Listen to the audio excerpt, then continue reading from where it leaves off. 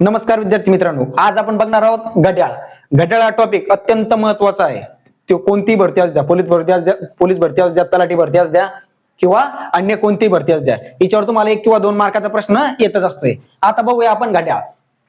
मित्रांनो, घड्याळ हे चॅप्टर सोडत असताना तुम्हाला बेसिक माहिती असणं काय गरजेचं आहे. आता आपण एक घड्याळ काढून घेऊ बेसिक माहितीसाठी, समजण्यासाठी. 12, 3, 6 आणि 9 याच्यामध्ये घालून 1, 2, 4, 5, 7, 8, 10 आणि 11. ही झाली तुमची घड्याळ. आणि याच्यामध्ये एक रेषा असतात. मित्रांनो, तुम्हाला जर विचारलं घड्याळाच्या 2 अंकामधील अंतर किती अंशाचं अंतर आहे, तर घड्याळाच्या 2 अंशामध्ये तुम्ही अंतर किती सांगणार, तर 30 अंशाचं काय सांगणार तुम्ही अंतर सांगणार. आणि या खालच्या रेषेमध्ये अंतर किती असतं मग 2, याच्यामध्ये रेषा किती असतात तर 5 रेषा असतात. याच्यामध्ये किती रेषा असतात, 5 रेषा असतात.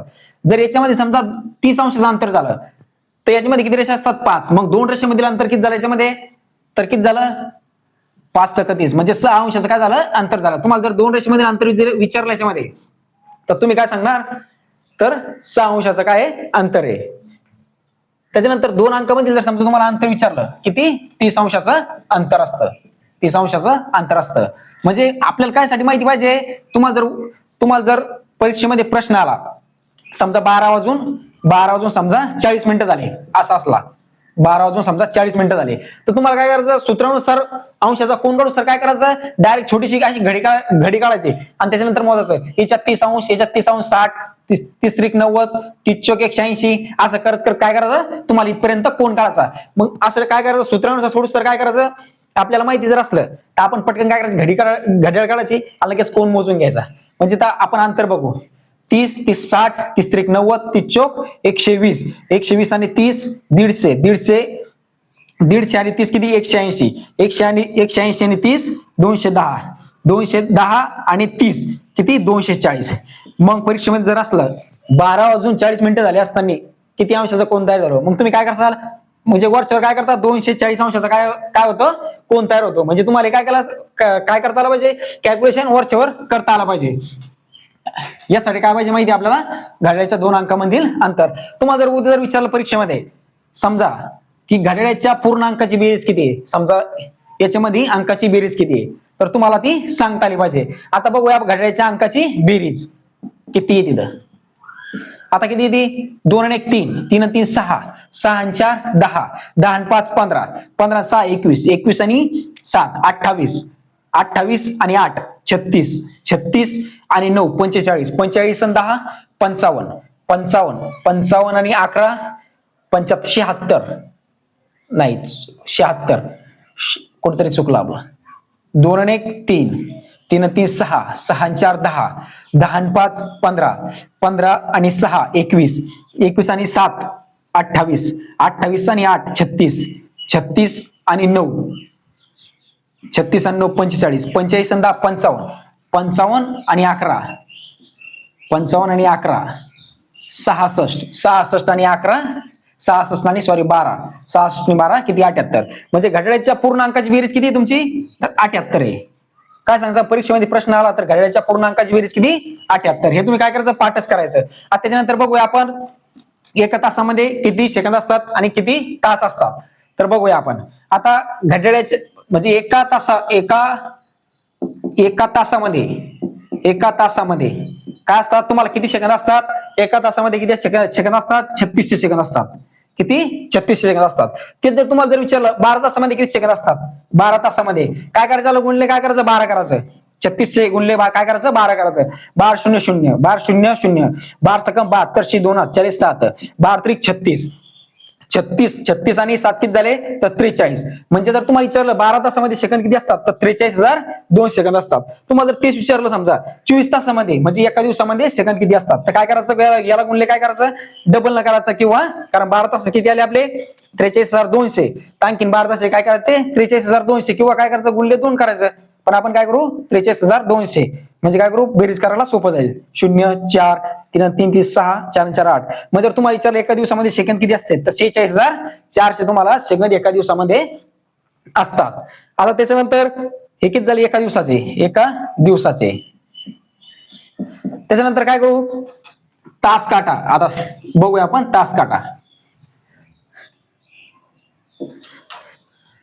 तास काटा, आता तास काटा काय करतो 60 मिनिटाला. तास काटा,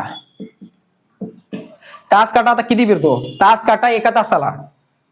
तास काटा म्हणजे 60 मिनिटात, 60 मिनिटात म्हणजे एका तासाला किती फिरतो, फक्त 30 अंश फिरतो. किती, 30 अंश फिरतो. म्हणजे काय असतंय इथं, छोटा आपला काय असतोय तास काटा, आणि मोठा काय असतोय, हे समजा मोठा काय असतोय हा मिनिट काटा. काय असतंय, ज्यावेळेस हा मिनिट काटा आहे तो समजा 12 वाजलेले आहेत, समजा पूर्ण चक्कर मारून काय करतो, पूर्ण चक्कर मारून डबल 12 येतो, तेव्हा तास काटा काय करत असतो, फक्त 30 अंश पुढे सरकत असतो. म्हणजे एकाच अंकाना, म्हणजे दोन्ही अंकामधलं अंतर किती आपलं 30 अंश. म्हणजे काय असतंय, तास काटा 60 मिनिटाला फक्त काय करतो, 30 अंश काय करतो, पुढे सरकतो. काय करतो, पुढे सरकतो. आणि काय, आता हे झालं एका तासाचं म्हणजे 60 मिनिटाचं.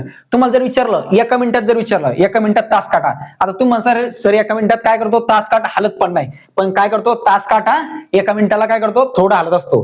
म्हणजे थोडा हलत असतो म्हणजे त्याला काय किती अंशामध्ये हलत असतो, तर तास काटा एका मिनिटाला आपण घेऊ तास काटा.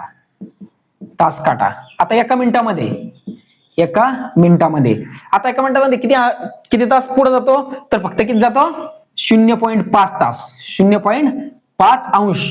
किती, 0.5 अंश काय करतो, पुढे सरकतो. म्हणजे किती, 1/2. याला काय म्हणतात, 1/2. परीक्षेमध्ये जर विचारलं तास काटा एका मिनिटाला किती अंश पुढे सरकतो, तर उत्तर काय असतं तुमचं, 0.5 जर असलं हे लिहायचं, किंवा काय काय असतंय 1/2 असलं हे लिहायचं. म्हणजे दोन्ही पैकी काय करायचं, कोणतं लिहायचं. आता बघूया मिनिट काटा. मिनिट काटा, मिनिट काटा. आता मिनिट काय करतो, मिनिट काटा काय करतो एका तासाला, मिनिट काटा काय करतो एका तासाला, हे मिनिट काटा आहे काय करतो एका तासाला. आता मिनिट काटा आपण काढून घेऊ. हा मिनिट काटा आहे लांबा, हा काय करतो एका तासाला, एका तासाला काय करतो 360 अंश फिरतो. कसा फिरतो, 30, 30, 60, 30, 90, 30, 120. म्हणजे असं काय करतो, एका तासाला किती फिरतो, तर 360 अंश फिरतो. मिनिट काटा काय करतो, परीक्षेमध्ये जर विचारलं मिनिट काटा एका तासाला किती फिरतो, तर काय लिहिलं तुम्ही, 360 अंश काय करतो, फिरतो. त्याच्यानंतर तुम्हाला जर विचारलं मिनिट काटा म्हणजे एका मिनिटाला किती फिरतो, मिनिट काटा, मिनिट काटा एका मिनिटाला, एका मिनिटाला, मग एका मिनिटाला किती फिरतो, समजा हे झालं तुमचं मिनिट, किती फिरतो मिनिट यातला, समजा मिनिट काटा इथं असला काय करतो, इथे येतो. मग किती अंशाचा कोण झाला, 6 अंशाचा. म्हणजे मिनिट काटा एका मिनिटाला काय करतो, फक्त 6 अंश काय करतो, सरकतो, पुढे सरकतो. काय करतो, पुढे सरकतो. हे झालं मग तुमचं बेसिक. पहिलं काय पाहिलं मग याच्यामधलं अंतर. त्याच्यानंतर काय पाहिलं आपण, तास काटा मिनिट काटा काय करतो, किती अंश काय करतो, पुढे सरकतो. आता घड्याळाच्या सगळ्या अंकाची बेरीज किती आहे, तर 78 आहे, हे तुम्हाला माहिती आहे. हे काय करायचं, पाठच करायचं. आता त्याच्यानंतर आपण सेकंड पार्ट मध्ये काय बघणार आहोत, उदाहरणं बघणार आहोत. आता उदाहरणं कोणते ते बघा. आता आपण उदाहरणं कोणते बघणार आहोत, तर टोल पडणे. काय बघणार आहोत, टोल पडणे. टोल पडणे, टोल पडणे म्हणजे किती पडणे, तर एक जर जिथले वाजले असतात तिथले टोल पडतात. म्हणजे जर 1 तासाला 1 टोल पडतो, 2 तासाला 2 पडतो, 3 तासाला 3 पडतो. याचे काय बघणार आपण, उदाहरणे. काय बघणार आहोत, उदाहरणे. त्याच्यानंतर घडी काय करते, प्रत्येक तासाला 10 सेकंद मागे पडते, दुसऱ्या तासाला काय करते 10 सेकंद पुढे जाते, किंवा 15 सेकंद मागे पडते. म्हणजे काय करते, मागे पुढे जाते, मागे पुढे जाते. त्याच्यानंतर तिसरा जो आहे तो काय करतो, आपण काय करतो, भीतीवर एखादी घड्याळ ठेवलेली आहे आणि ती आरशात बघितली तर किती वाजले, काय आरशातील वेळ बघणार आहे, आरशातील वेळ. त्याच्यानंतर काय आपण बघणार आहोत, शाब्दिक उदाहरणे. काय बघणार आहोत, शाब्दिक उदाहरणे. म्हणजे काय, 2 वाजता 2x वाजले, 3 वाजता काय 3x वाजले. काय बघणार आपण, शाब्दिक उदाहरणे, शाब्दिक उदाहरणे. त्याच्यानंतर बघणार आहोत आपण तास, मिनिट आणि सेकंदाचं काय करणार आपण, रूपांतर करणार आहे. कशास, दशांश अपूर्णांकात. तास, मिनिट, सेकंद, तास, मिनिट, सेकंद. काय करणार आपण, याचं दशांश अपूर्णांकात रूपांतर करणार आहे. दशांश अंशांक, दशांश अपूर्णांक म्हणजे काय, तर समजा 3/3 असं असतं गणित. हे काय असतं, दशांश अपूर्णांकात काय असतं याचं रूपांतर असतंय. म्हणजे काय करणार आपण असं करणार आहे, तास मिनिट सेकंदाचं काय करणार आहे, दशांश अपूर्णांकात काय करणार रूपांतर, अपूर्णांकात काय करणार रूपांतर. त्याच्यानंतर काय करणार आहे, डबल उलट करणार आहे आपण, काय करणार उलट करणार आहे. दशांश अपूर्णांकाचं काय करणार आपण तास मिनिट सेकंदाचं काय याच्यामध्ये काय करणार आहे कन्वर्ट करणार आहे. म्हणजे काय करणार आपण पूर्ण रिटर्न करणार आहे. मित्रांनो हे काय याची उदाहरणं काय तुम्हाला सेकंड पार्ट मध्ये बघायला भेटतील. आणि मित्रांनो व्हिडिओ आवडला असेल तर लाईक करायचंय आणि आपल्या चॅनलला सबस्क्राईब करायचंय आणि सेकंड पार्ट काय करायचं तुम्ही बघायचं आहे. धन्यवाद.